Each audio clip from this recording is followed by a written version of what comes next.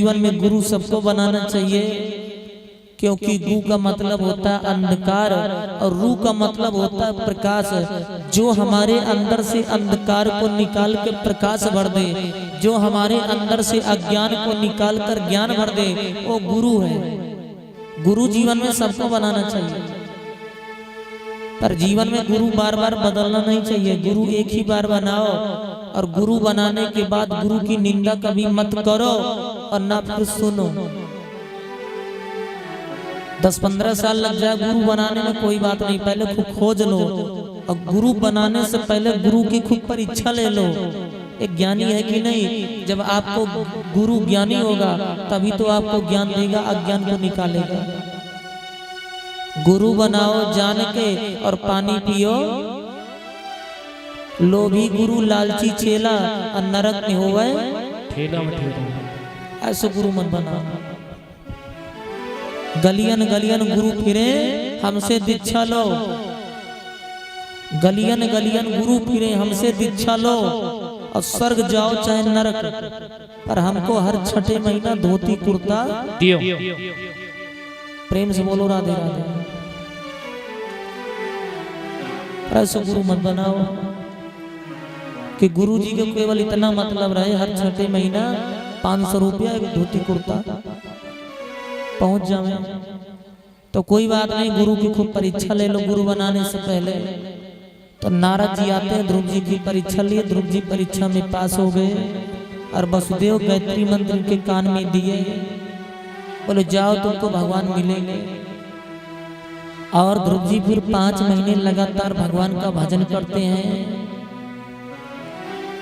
त्रियात्रांतरे जैसे 5वां महीना चला, पंचमे मासानुप्राप्ति जिताक श्वासन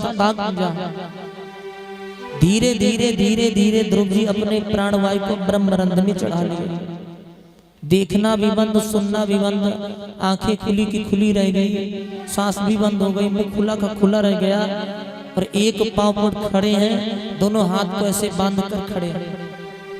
हृदय में श्रद्धा, हृदय अरुद्ध कृतवी, हृदय में कन्हैया का वास, कन्हैया आकर के विराजमान हो गए। सब देवता लोग प्रभु विष्णु भगवान के पास गए, बोले प्रभु आपका छोटा सा बालक भजन कर रहा है, आप उसको दर्शन।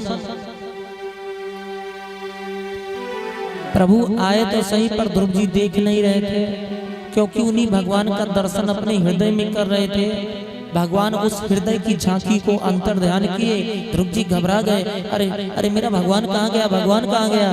जोर से जैसे घबराए, सांस चलने लग गई, और जैसे आंखें खुली देखे तो वही प्रभु नारायण पीत पीतांबरधारी श्री कृष्णाय वासुदेवा हरे परमात्मे प्रतकलेश नासा गोविंदाय नमो नमः, वही परमात्मा वही भगवान सामने खड़ा। ध्रुव जी कन्हैया को देखे, कन्हैया ध्रुव जी को देखे, दोनों में से कोई बोल ही नहीं रहा था।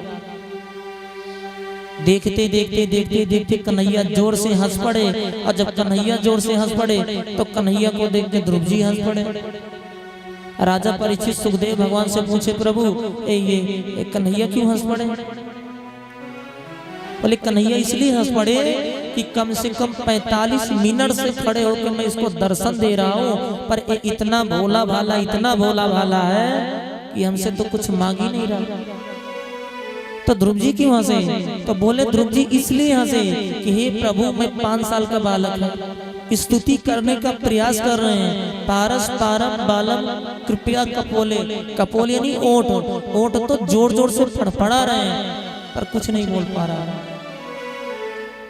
तो कन्हैया अपनी शंख निकाले और ध्रुव जी के ओठ पर स्पर्श करा दिया, और जैसे शंख का स्पर्श हुआ ओठ पर तो ध्रुव जी की सुषुप्ता वाणी जागृत हो गई। ध्रुव जी को वेद वेदांत का संपूर्ण ज्ञान हो गया, क्योंकि जिस पर भगवान की कृपा हो जाए तो गूंगा भी आसानी से बोल सकता है।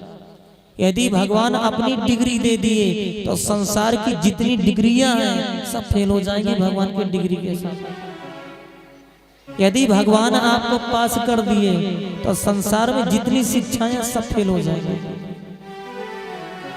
ध्रुव जी वेद वेदांत का ज्ञान हो गया, कबीर दास को भगवान की डिग्री मिल गई है, मीरा को भगवान ने डिग्री दी है, और आज देख लो कबीरदास बिल्कुल पढ़े लिखे नहीं थे, मसी कागज छुयो नहीं, कलम गयो नहीं हाथ, पर देखो तो कबीर की कविताएं यूनिवर्सिटी लेवल तक पढ़ाई जा रही है। मीरा की कविताएं देखो यूनिवर्सिटी लेवल तक पढ़ाई जा रही है। भगवान कृपा कर दे तो गूंगा आसानी से बोल सकता है, पंगुम लंघते गिरि में विकलांग भी आसानी से बड़े पहाड़ को लांघ सकता है, केवल भगवान कृपा कर दे बस। ध्रुव जी को वेद वेदांत का ज्ञान हो गया। यो वंता प्रविस्मम वांचमिमं प्रसुप्ता। हे प्रभु आप हमारी सुसुप्ता वाणी को जागृत कर दिए। जन्माधस्य तोने आदि तरत चातुर्थ विज्ञस्वराट तेने ब्रह्म हृदय आदि कवये मोहयंत यत सूर्या तेजो वार्यतम यथा विनिमय यत्र त्र सर्गो मृषा धामन स्वेन सदा निरस कोई कम सत्यम परम धीमहि। प्रणाम किए भगवान को। ध्रुव जी हमसे कुछ वरदान मांगो। ध्रुव जी बोले मालिक आप देना चाहते हो तो हमारी आंखों में इतनी शक्ति दे दो, हमारी आंखों को इतनी शक्ति दे दो कि जब भी हमारी आंखों को किसी को देखने की इच्छा हो तो केवल हमारी आंखें आपके दर्शन को प्यासी है। हे प्रभु यदि आप हमें कुछ देना चाहते हो तो हमारे कानों में इतनी शक्ति भर दो, इतनी शक्ति दे दो कि जब भी हमारे कान कि कभी सुनने की इच्छा हो तो बस यही हो कि चलो भगवान की कहीं कथा सुन के आए, आपकी चर्चा सुने हमारे कान। हमारे इन हाथों में इतनी शक्ति दो कि जब भी हमारे हाथ उठे तो केवल आपकी सेवा के लिए उठे। बोले ये तो तुम्हें हर चीज प्राप्त है ध्रुव जी, कुछ और मांग लो। बोले अब हमें कुछ नहीं चाहिए, आपका दर्शन हो गया।